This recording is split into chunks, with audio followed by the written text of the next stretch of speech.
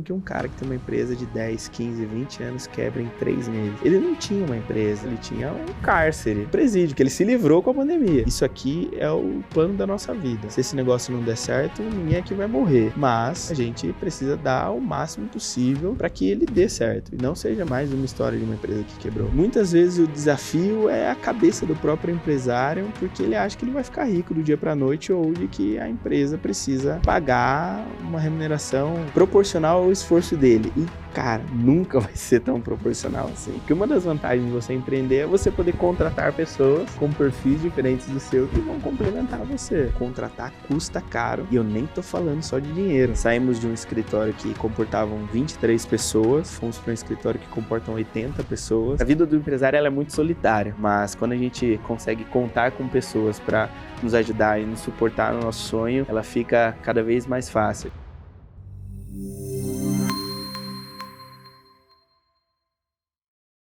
Bem-vindos ao Giants Cast, o podcast que conta a história de empresários reais que fazem acontecer. Eu sou Virgínia Pierini, sou gerente de educação aqui do Grupo Acelerador e hoje eu estou com um convidado muito especial que vai contar uma história de empreendedorismo incrível e um pouco inusitada aqui pra gente, Leonardo Coelho. Seja muito bem-vindo, muito obrigada por ter vindo aqui honrar esse podcast com a sua presença, com a sua história de empreendedorismo. A gente tem muita coisa para falar, hein? Seja muito bem-vindo. Muito obrigado, Vi. É um prazer estar aqui, um prazer ser convidado para esse momento. Aqui é onde a gente vive tantas histórias, contar mais um pouquinho das nossas histórias de empreendedorismo é muito bom. E vamos lá, vamos começar. Eu sempre começo com uma pergunta. Quando você era criança, seu sonho, quando alguém te perguntava o que você quer ser quando crescer, você falava empresário ou você falava outra coisa? Eu falava outra coisa, o que você falava? Com certeza. Eu já tive tantos sonhos, mas eu tenho um bem comum, que inclusive a minha mãe estava falando sobre isso semana passada, no almoço em família, que eu falava que eu queria ser atirador de elite. Atirador de elite? Eu queria ser do FBI. Sério, tá vendo? A gente vai fazer uma dupla. E porque me fascinava muito filme de policial, filme de guerra, mas inconscientemente, olhando para algumas atitudes que eu tinha quando eu era criança, eu acho que a história ela começou a ser escrita ali.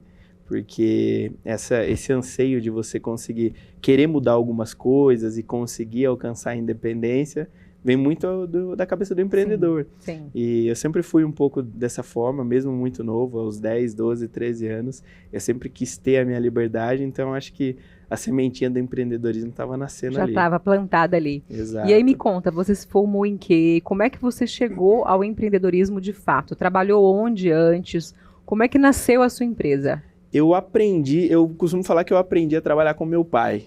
Meu pai, ele era um empresário, né? Um empreendedor que começou ali na raça, só ele e a vontade de fazer acontecer. Então, desde bem novinho, eu acompanhei o meu pai na empresa dele e eu via ele dando o sangue e o sangue dos outros que estavam ali do lado, porque ele trabalhava bastante.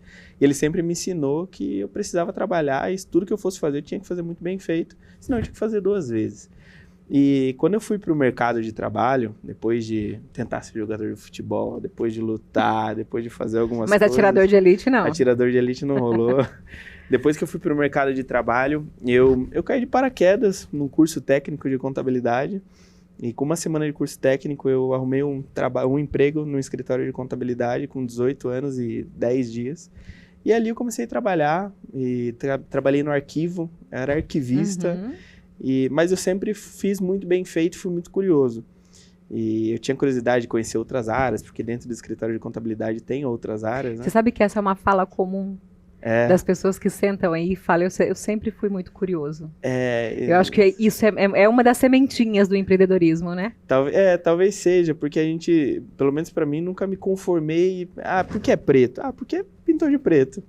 Mas tem que ter um motivo, né? Então eu sempre fui muito curioso, até incomodava um pouquinho às vezes, porque a gente acaba virando um pouquinho sem noção, né? Quando você é muito novo e não tem experiência. Mas eu sempre gostei de fazer meu trabalho muito bem feito. E ali dentro daquele escritório eu fui crescendo, então eu trabalhei 5 anos dentro de um escritório de contabilidade lá em Sorocaba, me formei como contabilista, mas eu fui um pouco mais para a área paralegal. Então eu trabalhava no societário, mas sempre me envolvendo com outras áreas. E também, além disso, eu gostava muito de vender qualquer coisa. Então, eu virei um vendedor dentro do escritório que eu trabalhava. E ali dentro daquele escritório eu sonhava em ser sócio daquele escritório. Então, o empreendedorismo começou a me pegar muito aí, porque eu me vi trabalhando 12, 14 horas, não me preocupando com remuneração, com salário. Quando colocaram uma meta de vendas de processos societários para mim, eu achei incrível. Falei, cara, pô, tem uma meta de vendas dentro do escritório de contabilidade, ninguém tem. Porque isso há 7, 8 anos atrás era muito incomum. Sim, hoje em dia já está um sim. pouco mais comum. E aquilo me fascinou, eu comecei ali a galgar os meus planos de virar sócio no escritório, mas chegou um determinado momento que os caminhos se separaram. Hein? Teve uma troca de diretoria no escritório de contabilidade que eu trabalhava, eu fui uma das partes que acabou sendo desligada, e logo em seguida eu me vi um pouquinho sem chão, porque era o lugar que eu sonhava ser sócio. Eu vou ser sócio desse escritório, e eu vestia a camisa muito... de uma maneira muito visceral. Sim, a gente faz planos e Deus ri, né? É exatamente isso. E eu achava que ali era o meu caminho a ser seguido. Quando eu fui desligado do escritório, eu me coloquei numa posição péssima. Falei, cara, então, na verdade, tudo que eu plantei, tudo que eu sonhei era mentira. Quando, na verdade, não, né? Como você disse, Deus estava modelando as coisas. E eu lembro bem quando eu saí, eu falei assim, cara, eu só trabalho de novo para alguém se for para trabalhar na XP. Eu falei, tá bom, então... E aí, aquilo na minha cabeça coçando, e eu comecei... Cuidado com o que você pede, né? Exato. Cuidado com o que você pede. E, coincidentemente, eu entrei num processo seletivo da XP, chamado X-Day, que é um processo seletivo que durou, acho que 3 meses. E vários encontros, várias entrevistas e dias cansativos. E no meio desse processo seletivo, eu encontrei meu sócio, que já tinha trabalhado comigo, e ele me falou um dia na academia, falou, cara, por que a gente não bota em prática aquele plano que a gente tinha de fazer um negócio diferente, fazer contabilidade, gestão? Eu falei, cara, tô sem fazer nada, vamos ver o que vai dar. Mas o que me travou bastante nesse começo, Virgínia, foi o perfeccionismo, porque eu trabalhava num escritório relativamente grande na minha cidade, defendia uma camisa interessante, respeitada. Se eu fosse começar o meu, eu teria que começar literalmente do zero, ou talvez até no menos 10. Sim. E o processo seletivo da XP acontecendo, eu colocando aquele plano de abrir o meu negócio como um segundo plano, né, como segunda prioridade. E aí chegou um determinado momento que no processo seletivo da XP eu fui para a última etapa e passei um sábado todo na XP, muito cansativo, e muita gente, o Brasil inteiro. E logo em seguida, isso foi no sábado, acho que na quarta, quinta-feira seguinte, eu fui fazer uma reunião com o nosso primeiro possível cliente do escritório de contabilidade. E aí eu cheguei para fazer reunião com ele, ele me passou o endereço. Tinha 2 movimentos ali acontecendo ao mesmo tempo. Exatamente. Eu tinha feito a última etapa do processo seletivo da XP e na quarta, quinta-feira seguinte eu ia fazer essa reunião com esse primeiro prospecto. E eu lembro que um dia antes eu recebi um e-mail de aprovação da XP. Você foi aprovado no processo seletivo e agora a gente precisa dar os próximos passos junto com o RH. Falei, legal. E guardei o e-mail ali e falei, daqui a pouco eu vejo. E em seguida eu fui fazer essa reunião. No outro dia eu fui fazer a reunião e aí ele me passou o endereço. Eu lembro que eu cheguei, era num bairro comum de Sorocaba. Aí a reunião, que eu achei que era no escritório dele, alguma coisa assim, estava acostumado com isso. Aí eu entrei na casa dele, eu lembro que eu entrei na garagem, passei pela cozinha, a esposa dele estava almoçando. Entrei no quarto da filha dele. E a reunião com ele, com o primeiro cliente da 3C, foi eu sentado na mesinha rosa de computador da filha dele, ele sentado na cama da filha dele, e ali eu fiz a primeira reunião. E eu lembro que eu comecei a reunião, eu falei, meu Deus do céu, cara, o que eu tô fazendo aqui, Jesus Cristo? Cara, esquece esse negócio, eu vou trabalhar na XP, eu vou para São Paulo, vou morar lá. E eu terminei aquela reunião totalmente diferente da maneira que eu comecei. E aí eu saí da casa dele, entrei no carro, falei, cara, é exatamente aqui que eu tenho que estar. Totalmente ao contrário daquilo que eu imaginava que ia ser. Mas ali eu decidi que eu não ia seguir com a XP. E aí eu me recusei a ir para a XP e falei, bicho... Mas o que fez você, assim... A mesa rosa, o cara sentado na cama da filha. O que você viu ali de Com diferente certeza que me incendiou? Que te incendiou? Com certeza a vontade de mudar, a vontade de construir uma história. Quando eu era mais novo, quando eu tinha ali os meus 16 anos e às vezes trabalhava com meu pai, eu tinha muita vontade de criar alguma coisa. Então, criar um negócio, criar um business.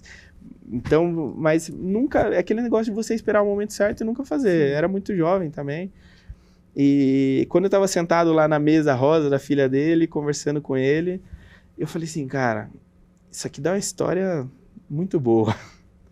E eu gosto de fazer isso, eu gosto de pegar um negócio, eu sempre gostei de sentar com os clientes para fazer uma reunião sem pauta nenhuma, o cara fala, eu tenho uma ideia. E muitas vezes o cliente vem com a ideia sem saber o que ele quer. Mas e outra, pro cara te receber dentro da casa dele, no quarto da filha dele, ali já iniciou um vínculo de confiança. Sim, muito forte. Muito forte, muito forte. E isso é uma das coisas que me chama muita atenção. Então, eu despejei todo o meu conhecimento ali, naquele bate-papo, na mesinha rosa, eu despejei todo o meu conhecimento, ele pegou, ele gostou muito, falou, não, Léo, me manda então um contrato pra gente fazer dessa maneira que você falou, e acatou tudo que eu falei.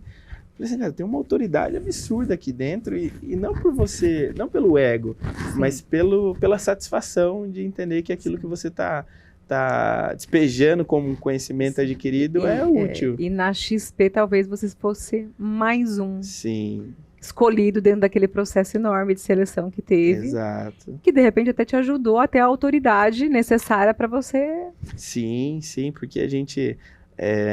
eu custei acreditar nisso, mas eu entendi depois de muito tempo que na maioria das vezes não é que nós sabemos o que nós queremos, nós sabemos o que nós não queremos. Com muito mais facilidade, desde que a gente tenha aquela experiência. E eu acho que esse processo da seletivo da XP foi um pouco disso.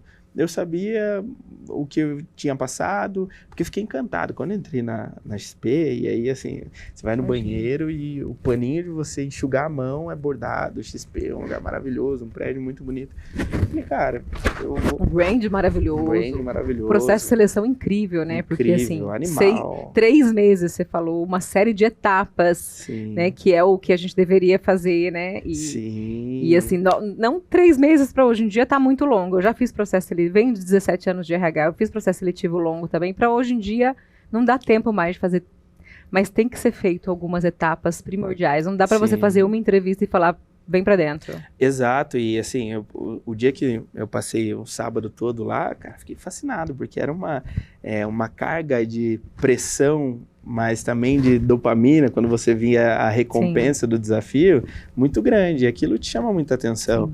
E ali eu decidi que eu queria construir o meu negócio, eu tomei a decisão que ali era... Eu acho que também tem uma iluminação espiritual, né, Virgínia? Eu falei, cara, aqui é meu lugar, eu preciso estar aqui, eu preciso fazer esse negócio dessa forma.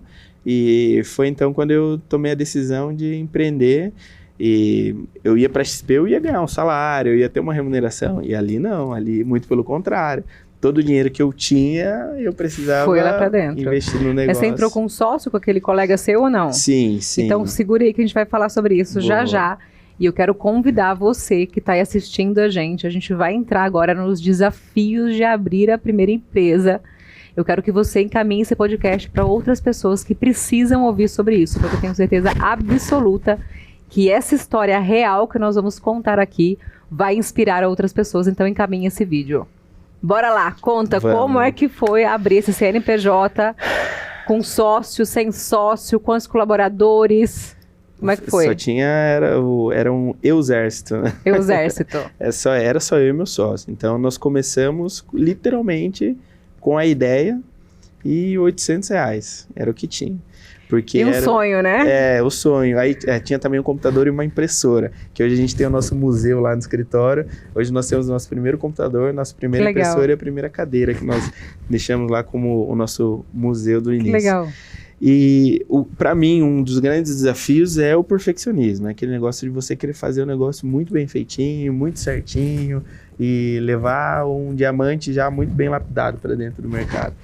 E o meu sócio foi essencial nesse momento, porque eu até brinco que ele é o cara que você colocar no barranco, embaixo do sol, sentado na terra, computador no colo, ele vai trabalhar e vai entregar. Então são perfis diferentes. Então um dos primeiros desafios foi ser bom numa área que eu não era tanto, que era executar de uma maneira não tão perfeccionista assim. E ter um sócio foi complementar para isso. E o segundo ponto foi mostrar para o mundo, assim, você conseguir vender um serviço que é intangível, né? Você não pega um serviço na mão, não consegue ver a qualidade, só depois que você recebe a entrega do serviço. E como é que você acha que você conseguiu fazer isso? Nossa, Virginia, eu acho que foi primeiro com muita fé. A gente teve muita fé de que nós acreditávamos muito que nós poderíamos fazer diferente daquilo que já existia. Contabilidade é uma profissão muito antiga, é uma profissão milenar. E dentro do nosso... qual que é a palavra? Eu acho que a contabilidade é muito... as pessoas têm muito preconceito com contabilidade. Quando você fala contabilidade, a primeira coisa que vem na cabeça é computador antigo, aquela coisa arcaica, e número, e papel, e não sei o quê. Um senhor trabalhando. Um senhor trabalhando, não um menino jovem trabalhando. Essa foi a primeira, eu acho que nos primeiros 2, 3 anos, foi a primeira pergunta. Teu pai tem escritório? Mas o escritório é do teu pai? Não. Você tinha quantos anos? Eu tinha 20 e... Eu tô com 29, eu tinha 23 anos. 23. Tinha 23 anos, eu tinha 5 anos de experiência no mercado. Eu entrei quando eu fiz 18 anos, meu sócio tinha 7 anos de experiência, e o grande desafio foi nós chegarmos até uma empresa de 10, 15, 20 anos, que já tinha um contador há 5, 6 anos, que também não era muito bom, que o contador não estava feliz, mas ele precisava daquele cara, e falar, eu aqui que tenho um mês de existência, posso entregar o que teu contador não entregou até hoje, com os meus 5 anos de experiência. E essa foi a nossa maior dificuldade, foi ganhar confiança. É um mercado que tem uma barreira de entrada chamada confiança. E a partir daí a gente começou a mapear algumas coisas que a gente poderia fazer diferente e poderia oferecer como... mostrar para o cliente que a gente entendia a dor dele. Então, o primeiro ponto eu falo, cara, eu tô aqui para te vender contabilidade, e contabilidade é pior do que vender casamento. Casamento tem a lua de mel, a contabilidade, às vezes você já chega com um problema. Começa o casamento com muito problema. Então, a gente mapeou ali um mercado muito antigo, que o empresário via de regra ele não gostava de ter o serviço. Nós vamos fazer diferente. A gente vai entregar um DRE bonito, um balancete bonito, vai fazer uma contabilidade, falava-se muito de contabilidade consultiva. E quando você vai para o mercado mercado de trabalho, quando você vai para o mercado mesmo, você se encontra com o desafio real, com o skin in the game, é a hora que geram os desafios. Então, nós nascemos com uma ideia de ser consultivo, que era o que muito se falava, de entregar uma contabilidade, todo mês entregar um DRE, um balancete para o empresário. Mas nós demos de frente com uma barreira de entrada absurda, que era a desorganização financeira de todas as empresas, porque nós pegamos os clientes ali que sobravam no mercado, né? E com 3 meses de existência, eu virei para o meu sócio e falei, cara, tudo que a gente planejou vai cair por terra, não vai dar certo. Então esse foi já o primeiro desafio, ver que o produto que a gente estava pensando no mundo real ele não era aplicável. E foi aí que eu falei, cara, por onde eu vou correr? E aí a gente falou, cara, vamos pegar, qual que é o nosso maior vilão? A desorganização financeira. Tá bom, então vamos pegar a organização financeira desse cara, botar para dentro de casa, organizar e entregar para ele. E vender isso depois, né? Estamos organizando problemas financeiros. Exato. E aí, meu sócio queria me matar, né? Meu sócio muito contador, muito técnico. Você tá maluco, bicho? Como que a gente vai agendar a conta do cara no banco? Falei, cara, não sei, bicho. A gente precisa dar um jeito, senão a gente fecha a porta. E vambora. E aí a gente começou, já com 3 meses, 3 meses de existência, a gente pegou nosso primeiro cliente e começou a rodar um teste de gestão financeira, da terceirização financeira, para agregar isso junto com a contabilidade. E aí vem os problemas não mapeados, né? Que é o cliente que às vezes não tem caixa. Você faz o quê? Você agenda a conta, ele não paga. Por quê? Porque ele não tem dinheiro. São os problemas do mundo real. Às vezes é o cliente que ele simplesmente vai negligenciar a conta e vai levar o dinheiro para casa, porque ele precisa pagar as contas de casa também. Veio a pandemia logo em seguida, que a gente começou em julho de 2019. Começou a fazer gestão financeira. Mas na hora que vocês estavam colocando o nariz para fora para respirar, pandemia. A gente começou em julho e teve um negócio que foi um acordo já desde o início com o meu sócio, que eu acho que isso faz a diferença. Que é o seguinte, isso aqui é o plano da nossa vida. Se esse negócio não der certo, ninguém aqui vai morrer. Mas a gente precisa dar o máximo possível para que ele dê certo. E não seja mais uma história de uma empresa que quebrou. E desde o início a gente investiu muito do nosso tempo. Tudo que a gente tinha era tempo, porque dinheiro não tinha. Então nós investimos muito do nosso tempo dentro do negócio. Nos primeiros 6 meses não tinha remuneração para nenhum dos sócios, que era pagamento de conta. E quando sobrou uma grana, nós já tínhamos acordado, a gente precisa sair do bairro e ir para um centro comercial. Então nós passamos 6 meses com todo o dinheiro que entrava na empresa, voltava para a empresa, não fez marketing, não fez nada, a gente precisava juntar um caixinha para se tornar saudável. E quando chegou em janeiro, antes de ter o primeiro Prolabore dos sócios, nós alugamos uma sala num centro comercial, no Campo Lim, que é o bairro que é o escritório hoje ainda. É um bairro mais nobre de Sorocaba e onde fica o centro financeiro. E logo que nós alugamos a sala, chegou a pandemia. Então, muita coisa que a gente não tinha nem como mapear, bateram na nossa porta como desafio. E todos esses desafios, nós fomos superando eles, suportados, né, amparados no propósito do negócio, que era entregar para o cliente uma gestão financeira e contábil para que ele conseguisse tomar decisão e conseguisse ser estratégico com a nossa ferramenta. Então foi basicamente aquilo que me incendiou na mesinha rosa ali na primeira reunião, que suportou todos esses passos em cima desses desafios que nós tivemos. Foi um propósito de realmente, a gente realmente acreditava, sempre acreditou no produto. Mesmo quando ninguém comprou, a gente tinha certeza que se a gente unisse gestão financeira com tudo que a contabilidade podia entregar, a gente ia conseguir oferecer um negócio muito, muito, muito bom. Transformar realmente a organização do cliente. E hoje, dentro da nossa apresentação comercial, um dos pilares que a gente sempre faz questão de colocar para o prospecto é que a gente atua em 180 graus do negócio para dar uma visão 360 graus. Perfeito. Porque tudo que acontece numa empresa, ela vai nascer, morrer ou vai passar pelo financeiro. Não, mas peraí, vamos pegar isso aí que você falou. Atuar 180 graus. Nós atuamos em 180 graus da empresa, dos nossos clientes, para oferecer uma visão 360 graus do negócio dele. Então a gente está ali no back-office, no por trás das cortinas, trabalhando com todas as ferramentas para que ele consiga enxergar a empresa como um todo. Porque dentro da gestão financeira, dentro da gestão contábil, fiscal, tudo que acontece no negócio, ele vai impactar no financeiro, na contabilidade, mas a gente precisa usar aquilo como arma, né? E não como um lenço ali para enxugar as lágrimas do empresário que está reclamando que o imposto é alto. Com certeza. Mas aí beleza, aí passou a pandemia. As coisas passou o desafio externo, que é aquilo que a gente não controla, né? Sim, sim. Como é que continuou sua empresa depois? Vocês perderam muito cliente na pandemia ou não? Então, nós não tínhamos muito cliente para perder, né, Vi? A gente não tinha muito cliente para perder, mas o pouco que nós tivemos Mas você teve perda a zerar ou não? Não chegamos Continuou a zerar. Com alguns. Sim. E aí depois da pandemia, quando a vida voltou ao normal, eu tava em Londres na época da pandemia, e lá demorou mais tempo para voltar, aqui voltou acho que mais rápido. Nós tivemos, acho que foram 7 meses mais intensos. E aí depois, beleza, passou pandemia, o que acontece com o escritório?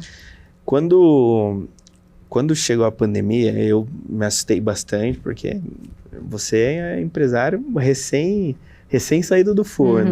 E aí vem um negócio onde acaba com... Empresário bebê, como diria o Marcos, né? Que tá começando ali a engatinhar e... o pessoal brinca até, né? Quando eu entrei no Giants, era o Baby Giants, que era muito novo. Mas quando começou a pandemia, e é muito assustador você ver uma empresa de 10, 15, 20 anos quebrando em 3 meses. Mas aquilo também vem como uma lição. Cara, como que um cara que tem uma empresa de 10, 15, 20 anos quebra em 3 meses? Ele não tinha uma empresa, ele tinha... A gente bate um papo aqui no Giants, a gente fala muito sobre isso, né? Ele tinha um cárcere, tinha um presídio, que ele se livrou com a pandemia. Então, aquilo assustou muito a gente no começo. E procuramos já aprender um pouco com aquelas lições, né? Bom, eu preciso ter saúde financeira para que, se um dia isso acontecer, a gente consiga suportar. Nós não queremos que aconteça, mas se acontecer, a gente precisa suportar. E desde o 3º, 4º mês, é por isso que é muito importante você estar perto de outros empresários, né, Virgínia? No 3º mês de pandemia, eu estava batendo um papo com um amigo que tem uma empresa também, uma empresa de educação, e as coisas eram todas presenciais, ele teve que migrar para o online, e ele me falou uma coisa muito bacana. Ele falou assim, Léo, eu botei na minha cabeça que não existe pandemia, não existe crise, e eu vou fazer o meu negócio acontecer. Eu tenho que usar máscara, eu vou usar máscara, eu tenho que ir para home office, vai para home office, mas eu vou fazer a minha empresa acontecer. Porque se eu ficar focado só no problema, eu não vou conseguir ver a solução. Perfeito. E é um negócio muito simples, mas é o óbvio que a gente negligencia. E aquilo mexeu muito comigo, eu falei, bom, então é por aqui que eu tenho que ir. Eu preciso botar na minha cabeça que não tem crise. E nós fomos remando. Algo que a gente começou a fazer também desde o início do escritório é o comercial, vender. Venda é o pulmão do negócio. Se eu vender, eu consigo respirar. Se eu parar de vender, eu vou morrer sufocado. E quem fazia venda? Você? Eu. Então, a gente combinou muito isso. O meu sócio entregava e eu vendia, né? E logo que começou, as pessoas começaram a entender que a pandemia ela era um bichinho que estava ali do teu lado, não ia sair tão cedo, não eram só 45 dias, a gente conseguiu dar sequência no negócio, perdendo algumas empresas, algumas poucas empresas, mas plantando uma sementinha de, tô aqui, lembra de mim, tô precisando de uma contabilidade. E também nós queríamos pegar o reflexo do impacto financeiro que a pandemia causaria para ajudar as empresas. Até porque eu acredito que era um momento em que eles precisavam muito disso que vocês faziam. Exatamente. Então, a gente trabalhou de graça para cliente naquele ano, justamente para ajudar as empresas. E aí, quando a pandemia começou a acabar, nós começamos a pegar um pouquinho daquelas sementinhas que tinham sido plantadas, começaram a gerar frutos ali em outubro, novembro de 2020. E quando virou o ano de 2021, a gente entendeu que, o negócio é o seguinte, cara, precisa plantar. A gente precisa, muitas vezes, trabalhar sem ver o resultado. Porque se a gente continuar fazendo isso, daqui a pouco isso aqui vai virar uma plantação gigantesca que a gente não vai conseguir mais colher com a mão. Então foi assim que a gente sobreviveu, foi com venda e acreditando muito, muito, muito naquilo que a gente entregava. Além de ser muito crítico, desde o começo a gente foi muito crítico, a gente não fazia, mas para esse cliente pequeno pode ser um pouquinho mais simples. Não, eu queria entregar tudo que eu podia. Então, quando passou a pandemia, em 2021, quando a gente começou a engrenar, a gente começou a ver os resultados daquilo que a gente tinha começado a plantar lá em 2019 e continuou semeando aqueles frutos durante o ano de 2020. Que foi aí quando a gente contratou nosso primeiro funcionário e as coisas começaram a crescer. E hoje está em quantos colaboradores lá? Hoje nós estamos em 33 colaboradores. 33. Com 7 vagas ainda abertas para a gente fechar até o final do ano. Então, provavelmente, a nossa meta é fechar com 40 colaboradores. E está com uma média aí de quantos clientes hoje? Hoje, CNPJs, nós temos cerca de 320 CNPJs. Bastante. É bastante gente. Pra quem estava contando nas mãos aí, lá no início. Sim. A gente... no início, eu te falo que eram 10 CNPJs e com a pandemia, 7 foram embora e os outros 3, um não conseguia pagar. Então, mas isso nunca foi problema pra gente, ver. A gente entendia que a gente estava começando um negócio e que o dinheiro não ia ser um tema tão logo. Sim. Então, o meu padrão de vida... Mas vocês já começaram, então, com o pé no chão, né? Sim. Porque tem muito empresário que inicia uma empresa que é quase uma brinquedoteca, porque ele acha que pode ficar colocando a mão no caixa o tempo inteiro e tirando e desviando o dinheiro do CNPJ para o CPF. Sim. E isso lá na frente dá um problema danado, né? Exato. Às vezes não é nem muito lá na frente. exatamente falar isso que você falou, né? Nem muito lá na frente. Você perguntou sobre o desafio do começo. Nosso grande desafio eram 2 garotos novos que estavam entrando no mercado velho, antiquíssimo, e que tinham um objetivo de fazer diferente. Mas muitas vezes o desafio é a cabeça do próprio empresário, porque ele acha que ele vai ficar rico do dia para a noite, ou de que a empresa precisa pagar uma remuneração proporcional ao esforço dele. E, cara, nunca vai ser tão proporcional assim. Uma das primeiras coisas que a gente fala quando a gente está estruturando uma empresa para um cliente, está abrindo um negócio, e a gente percebe que é um empresário novo, a gente fala o seguinte, ó, o dinheiro da empresa não é seu. Eu falo, como assim? A empresa é minha? Tá, mas a empresa ela tem um negócio chamado intuito personae, que é a personalidade. A empresa tem uma personalidade própria, a personalidade jurídica. O dinheiro que ela ganha é dela. O dinheiro que é seu é só depois lá, se sobrar o dinheiro. Sim. Então, esse é um pensamento que sempre esteve presente na minha cabeça quando eu comecei a abrir empresa. Cara, o dinheiro da empresa é da empresa. Sim. E se a gente fazer esse dinheiro, trabalhar pra gente, esse dinheiro naturalmente ele vai crescer, vai se multiplicando. Sim. Então... E você falou uma coisa agora que o dinheiro, né, nunca vai ser ele proporcional à entrega. E no início você entrega muito, né, muito mais horas de trabalho, né? Todo mundo que senta aqui fala, trabalhei 14, 16, virada. E aí eu lembrei agora do tanto que o Marcos tem trabalhado. A semana passada ele ficou em tour, segunda, terça e quarta, quinta-feira ele estava dando uma palestra, sexta ele estava aqui o dia inteiro em reunião com a gente. E hoje tá aí?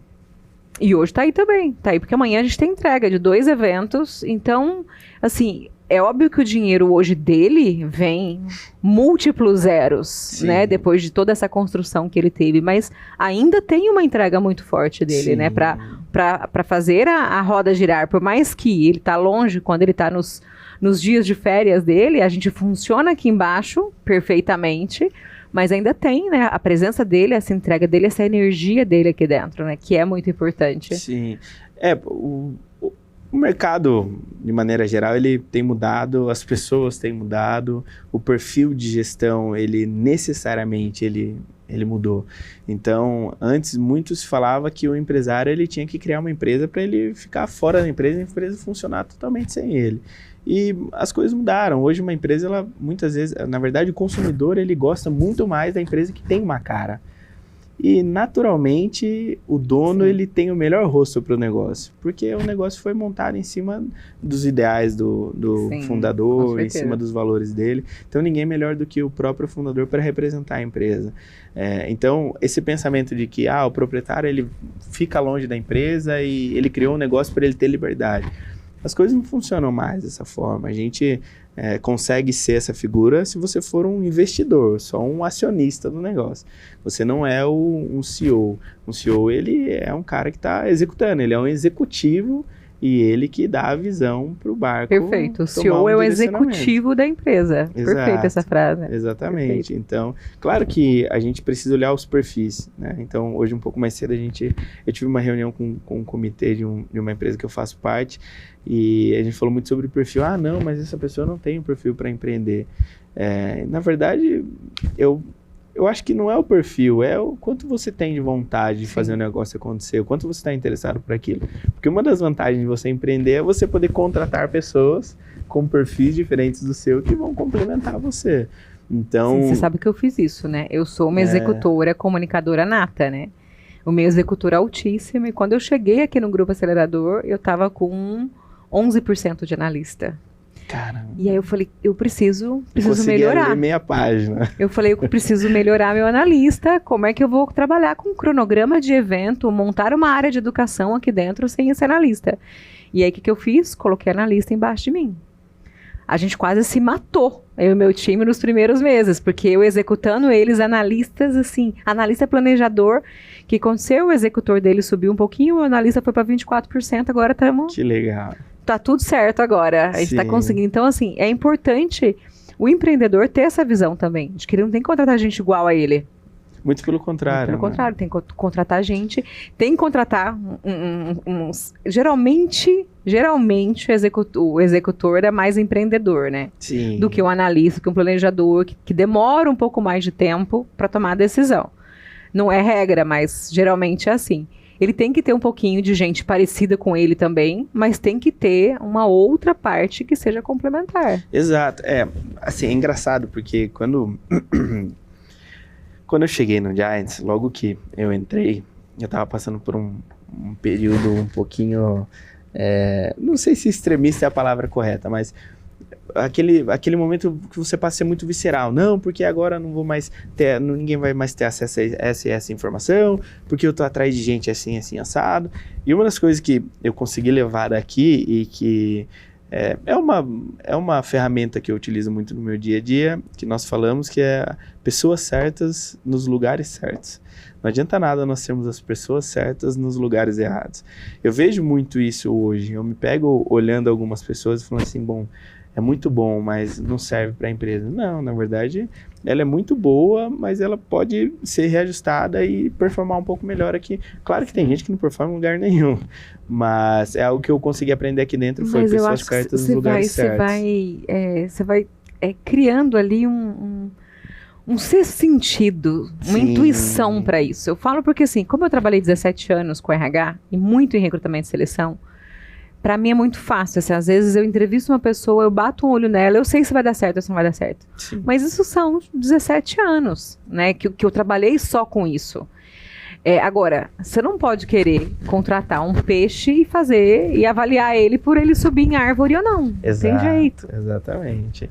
Que é o que a maioria das pessoas querem, né? Que uma das grandes discussões que nós temos lá com os clientes, e parece também óbvio, mas precisa ser dito, ninguém vai fazer igual a você ou igual a uma pessoa que fez muito bem feito. Não tem jeito, as pessoas elas fazem de uma maneira diferente. E por isso que é importante você contratar pessoas que são diferentes de você. A gente precisa ter, eu costumo dizer lá na 3C que nós precisamos ter um objetivo em comum. E a nossa cor lá é azul, né? E eu usei esse exemplo esse final de semana. Eu estava conversando com um colaborador e eu usei esse exemplo esse final de semana. O azul 3C, que a gente chama. Lá dentro, eu não posso e eu nem vou ter pessoas que só gostam de azul. Mas lá dentro, todo mundo tem que vestir azul. Perfeito. Então, o vermelho não é a minha cor preferida. Mas se eu estou aqui, vamos usar o grupo acelerador, né? O laranja não é a minha cor preferida, mas se eu estou aqui dentro, eu vou vestir laranja. Sim. Então, mas isso acontece comigo, porque o laranja não está na minha paleta de cores. Eu coloco o laranja aqui em cima, a minha olheira vem aqui, ó. É uma coisa, não sei se você já fez isso, mas é um negócio impressionante, parece bruxaria. Vi algumas pessoas parece bruxaria. E o laranja não tá, só que assim, eu não posso usar laranja na parte de cima, mas o sangue é laranja, a calça pode ser laranja. Perfeito. Quando tem que vir de um moletom laranja, de blusa laranja, eu venho com a olheira aqui. Mas tem que vestir. Sim, tá então, certinho isso mesmo. É basicamente isso. Nem todo mundo vai gostar do laranja, mas todo mundo que tá aqui dentro, ele precisa vestir o laranja. Então, é uma das coisas que a maior dificuldade hoje, e eu falo, todo cliente que senta lá para fazer uma reunião, ele fala assim, mas porque tá muito difícil contratar. Eu já começo a reunião e falo, se eu pudesse elencar um problema em comum em 100% das pessoas que sentam na cadeira que você está sentado, é exatamente esse problema. Então é difícil para todo mundo contratar. E eu tenho, a pessoa que me contratou no meu primeiro escritório de contabilidade, hoje trabalha lá com a gente. E eu tive o prazer de poder contratar ela para trabalhar na minha empresa. E ela me fala uma coisa, Léo, a experiência serve para você testar. Contrata, passa pelo período de experiência. Se você tem um pensamento não tão positivo de que aquela pessoa talvez não dê certo, ao invés de fazer um 45-45, que é o famoso 90 dias, faz um 30 mais 30, mas tenha essa experiência com as pessoas. A CLT tem até uma flexibilidade justamente para isso, né? Exato. Para que seja um período ali realmente de experiência, porque eu acho assim, às vezes as pessoas falam para mim, tá difícil fazer contratação, e eu falo assim, é mais difícil, na minha opinião, fazer o cara querer permanecer hoje em dia. Sim, Vi. É mais difícil porque, assim, você pode contratar alguém, você pode lapidar, você pode ensinar a parte de habilidade técnica dele, pode dar treinamento, Mas hoje em dia está muito mais difícil, ainda mais a geração Z agora. É muito mais difícil fazer permanecer. Então, se você pode fazer um baita de um processo seletivo, contratar a melhor pessoa, se achei aquela pessoa. Se ela bateu aqui dentro e não tem motivos que a façam permanecer, você vai perder, você perdeu dinheiro. Exato. E, assim, nós temos ali alguns encontros na 3C, que são os encontros que, inclusive, a gente traz muito isso daqui de dentro. São os encontros para reforçar a nossa cultura. Então, tem o nosso momento de cultura mensal, que é toda a última sexta-feira do mês. E o nosso último encontro agora foi o que eu falei. Falei, gente, contratar custa caro e eu nem tô falando só de dinheiro. Porque eu tenho que ficar aqui muitas vezes até 8, 9 horas da noite entrevistando para uma determinada vaga. Sim. E é frustrante quando você entrevista 3 pessoas e você tem que escolher pelo menos pior. É mediocridade. Então, um compromisso que eu gosto muito de fazer com eles vai chegar um momento aqui que eu não quero mais contratar para vagas superiores. Eu quero ascender pessoas que estão aqui dentro. Perfeito. Porém, depende muito de vocês. Só vai depender das pessoas que estão aqui dentro. E dentro do processo seletivo, eu faço o possível para ter esse raio-x que você falou, né? A gente contrata de uma maneira muito selecionada, mas tem horas que a gente precisa usar o período de experiência. Sim. E tem uma pergunta que eu faço no final, e toda entrevista que eu faço você acredita que a promoção ela é fruto de uma aposta que a empresa tem que fazer em você, ou é fruto do reconhecimento daquilo que você já vem exercendo? Essa pergunta aí é uma pegadinha, hein? Boa, gostei. Repete a pergunta. Você acredita que a promoção ela é fruto de reconhecimento daquilo que você já vem fazendo, ou é uma aposta que a empresa precisa fazer em você para você desempenhar uma nova função? Perfeito. E eu faço em toda entrevista. Excelente. Olha, se você não anotou, para agora esse episódio e anota essa pergunta aí para você colocar no seu processo seletivo, hein? Essa é a matadora. E eu literalmente já deixei de gostar de uma entrevista inteira justamente porque a pessoa respondeu, é uma aposta, a empresa precisa apostar em mim.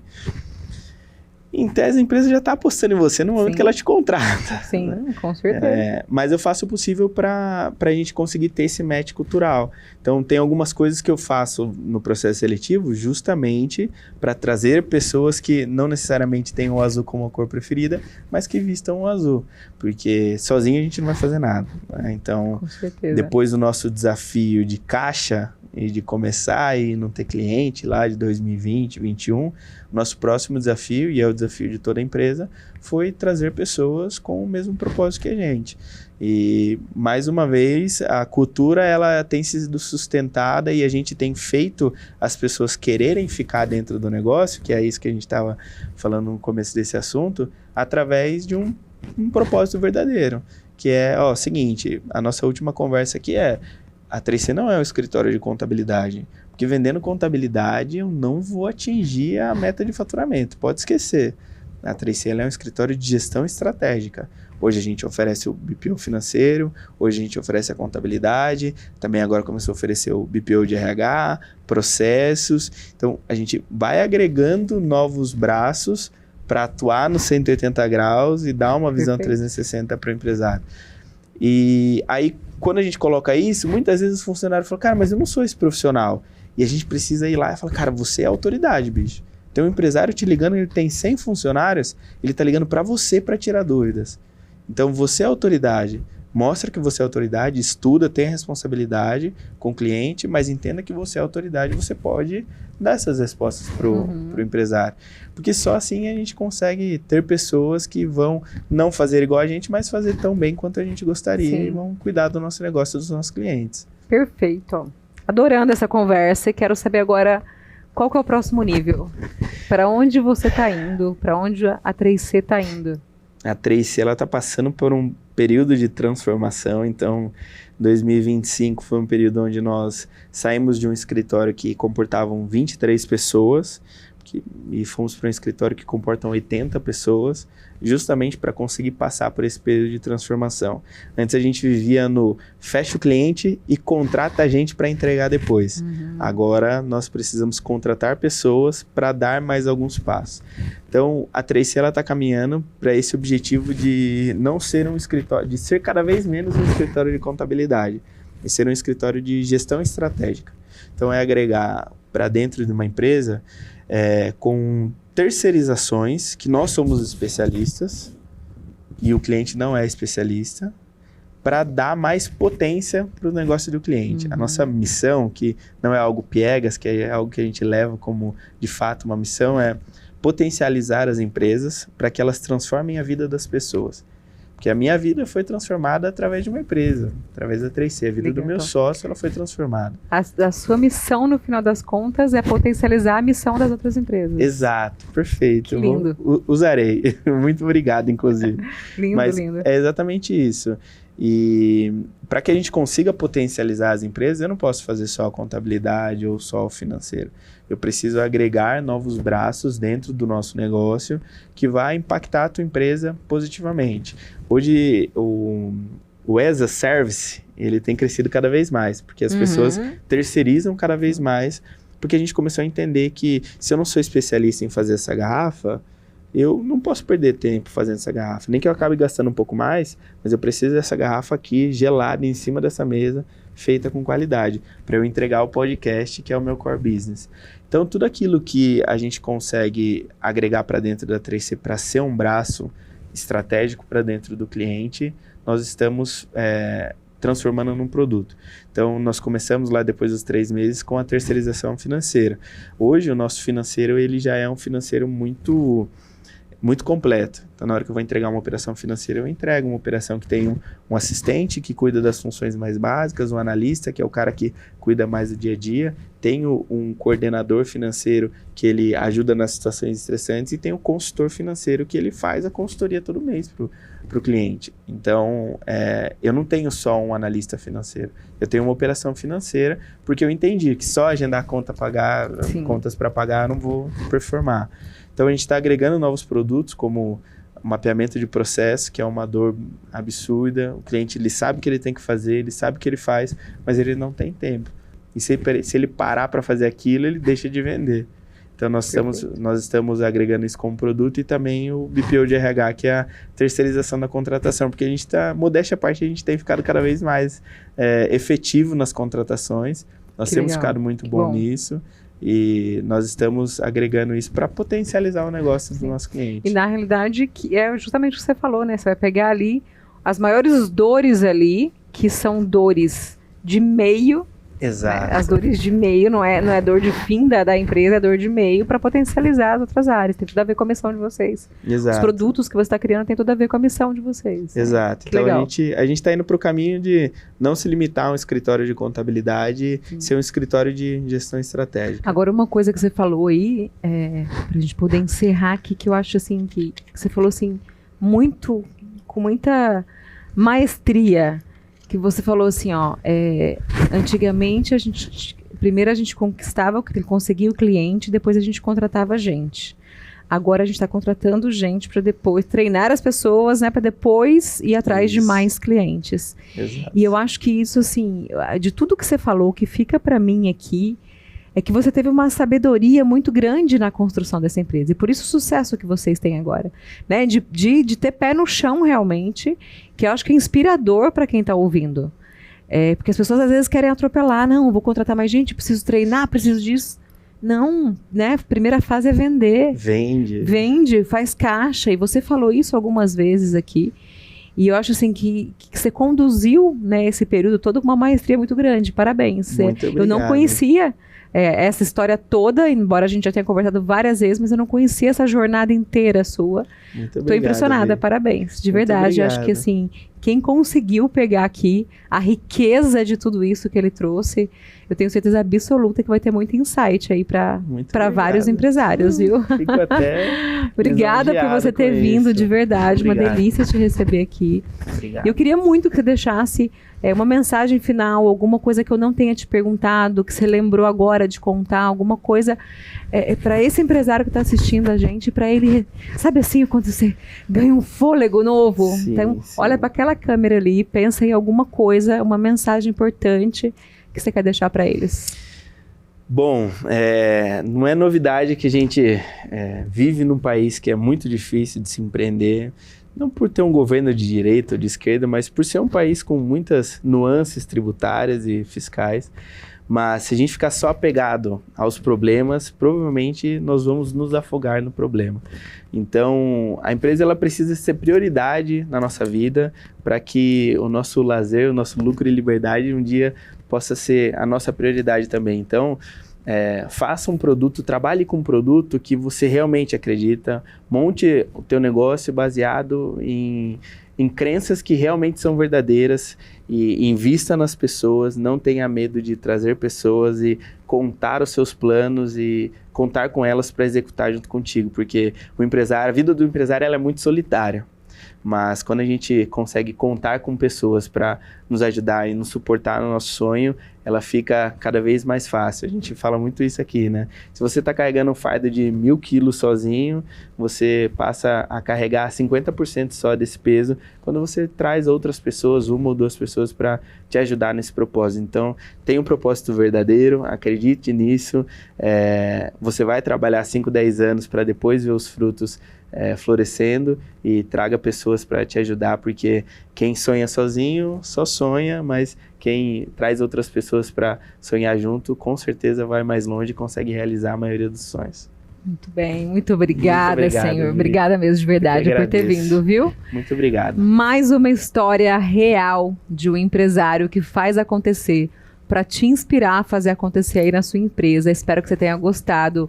Encaminhe esse podcast, encaminhe esse episódio para outras pessoas, outros empresários aprenderem com essa história linda aqui do Leonardo Coelho. Um abraço para você e até o próximo episódio.